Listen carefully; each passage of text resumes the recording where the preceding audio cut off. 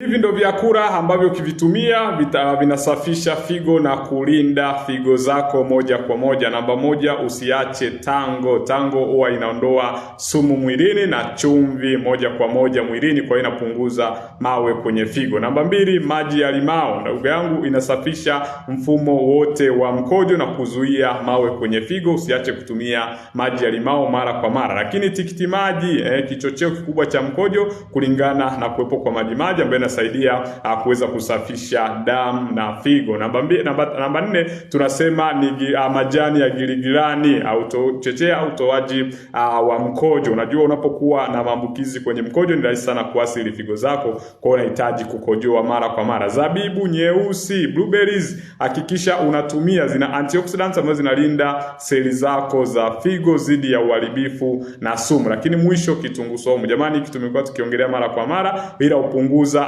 ule uvimbe na isaidia mzunguko mzuri wa damu kwenye figo na kulinda seli zake moja kwa moja. Kama una changamoto yote ya figo, basi fuata ushauri hiyo, lakini kwa ushauri zaidi wasiliana na Dr. Jimmy kwa mambo mengine ambayo utakuwa nayo. Kama una changamoto ya kiafya, karibu sana, tupo kuhakikisha afya yako inaimarika. Karibu.